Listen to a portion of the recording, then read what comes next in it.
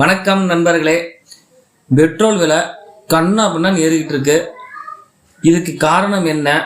இந்த பெட்ரோல் விலையை குறைக்கிறதுக்கு வேற எந்த ஆப்ஷனுமே இல்லையா அப்படிங்கிறத பற்றி தான் நம்ம இந்த வீடியோவில் பார்க்க போகிறோம். இன்னும் நம்ம சேனலை சப்ஸ்கிரைப் பண்ணாமல் இருந்தீங்கன்னா கீழே தெரிகிற சப்ஸ்கிரைப் பட்டனை கிளிக் பண்ணிட்டு வீடியோ கண்டினியூ பண்ணுங்க. இப்போ பெட்ரோல் விலை ஏறதுக்கு முக்கிய காரணம் நம்ம எல்லாருக்குமே தெரிஞ்சது மேற்காசியாவில் ஏற்பட்டிருக்கக்கூடிய ஒரு போர் பதட்ட சூழ்நிலை. அதனால சர்வதேச சந்தையில கச்சா எண்ணெய் விலை உயர்ந்திருக்கனால இங்க நம்ம நாட்டிலையும் அதனுடைய பாதிப்பு ஏற்பட்டு பெட்ரோல் விலை உயர்ந்துட்டு இருக்குங்க. பட் ஜென்ரலா பெட்ரோல் விலையை எப்படி நிர்ணயம் செய்யறாங்க அப்படின்னா, நம்ம சர்வதேச சந்தையில இருந்து கச்சா எண்ணெயை வாங்குறோம், அதை பெட்ரோலா பிரிச்சு எடுக்கிறோம், அதை வெளியில கொண்டு வரதுக்கு பெட்ரோலை பிரிச்சு அதை சந்தைப்படுத்துறதுக்கு மத்திய அரசு ஒரு வரி விதிக்கிறாங்க, கலால் வரி, ஓகேங்களா, உற்பத்தி வரின்னு சொல்றோம். அந்த வரி விதிக்கிறாங்க. அதுக்கப்புறமா ஒரு ஸ்டேட்லயும் அதை யூஸ் பண்றதுக்கு வேல்யூ ஆடட் டாக்ஸ் வரியை விதிக்கிறாங்க ஒரு மாநில அரசும்.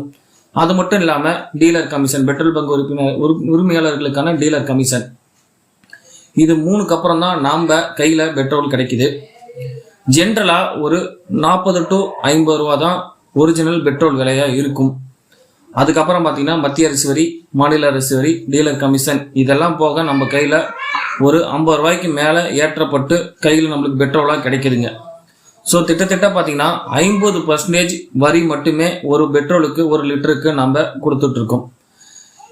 ஏன் அப்படின்னா எல்லா பொருளையும் மேக்சிமம் ஜிஎஸ்டி வரம்புக்குள்ளே கொண்டு வந்துட்டாங்க. ஆனால் இந்த பெட்ரோல் விலையை மட்டும் இன்னும் ஜிஎஸ்டி வரம்புக்குள்ளே கொண்டு வரல.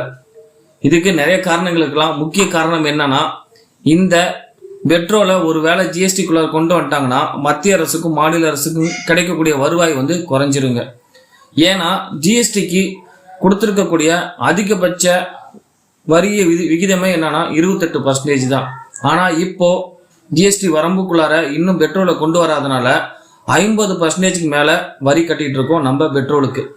இதனால பெட்ரோல் விலை அப்படியே பாதிக்கு பாதி ஏறி தான் நமக்கு பெட்ரோல் காசு கொடுத்து வாங்கிட்டு இருக்கோம். ஒருவேளை மத்திய அரசும் சரி மாநில அரசும் சரி இந்த அவங்க விதிக்கக்கூடிய வரியை குறைச்சாங்கன்னா ஆட்டோமேட்டிக்கா நமக்கு பெட்ரோல் விலை குறைய ஆரம்பிச்சிடும். ஆனா அதை குறைக்கிறதுக்கு வாய்ப்பு இல்லாம தான் இருக்கு. ஏன்னா அதை குறைச்சிட்டாங்கன்னா அவங்களுக்கு ஏகப்பட்ட வருவாய் இழப்பீடு ஏற்பட ஆரம்பிச்சிடும், மத்திய அரசுக்கும் சரி மாநில அரசுக்கும் சரி. அடுத்தது, இப்ப இருக்கக்கூடிய சூழ்நிலை மேற்காசியாவினுடைய போர் பதட்டம் இன்னும் தனியாம தான் இருக்கு.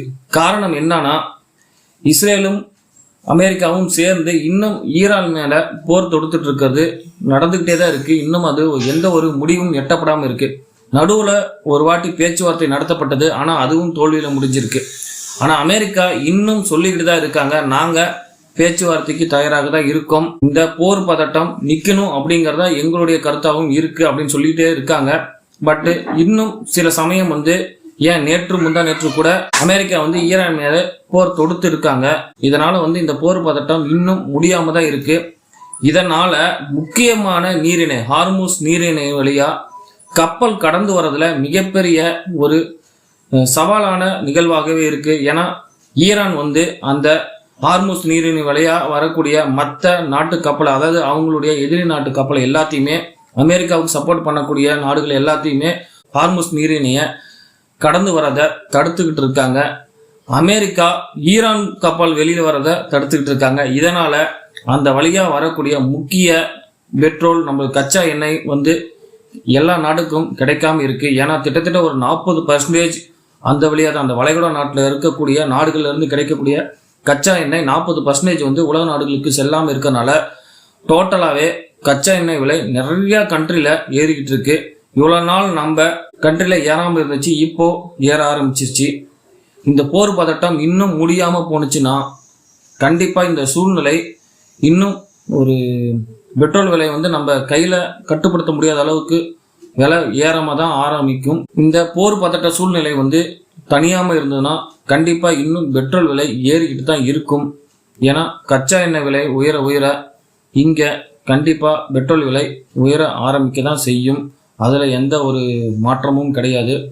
ஒன்று போர் பதட்டம் தனியணும், கச்சா எண்ணெய் தாராளமா எல்லா நாடுகளுக்கும் வளைகுடா நாடுல இருந்து கிடைக்க ஆரம்பிக்கணும். இன்னொன்னு, நம்ம மத்திய அரசும் சரி மாநில அரசும் அவங்களுடைய வரியை குறைக்கணும். அது இப்போ நடக்குமான்னு தெரியல. ஏன்னா நம்ம மத்திய அரசுக்கும் சரி மாநில அரசுக்கும் சரி மிகப்பெரிய வருவாயை தரக்கூடிய அந்த வரியை குறைச்சாங்கன்னா அரசுக்கு இழப்பீடு வர ஆரம்பிச்சிடும். அதனால அதை குறைக்கிறது ரொம்ப கஷ்டமான ஒரு விஷயமா தான் இருக்கும். இவ்வளவு நாள் கஷ்டப்பட்டு கட்டுப்படுத்திட்டு இருந்தாங்க. இப்போ அவங்களால கட்டுப்படுத்த முடியாத ஒரு சூழ்நிலையில தான் பெட்ரோல் விலை ஏறிட்டு இருக்கு. நம்ம எல்லாருக்குமே தெரியும், பெட்ரோல் விலை உயர்வுங்கிறது அந்த ஒரு பொருளோட விலை உயர்வு மட்டுமே கிடையாது. அதை சார்ந்து இருக்கக்கூடிய அனைத்து பொருட்களினுடைய விலையும் உயர ஆரம்பிச்சிடும். அதனால இந்த விலை ரொம்பவே கட்டுப்படுத்தக்கூடிய ஒரு விலையாக தான் இந்த பொருள் இருக்கு. ஸோ விரைந்து இதற்கு உலக நாடுகள் சேர்ந்து இந்த போர் சூழ்நிலையை தடுக்க ஒரு நடவடிக்கையை எடுக்க வேண்டும். நன்றி.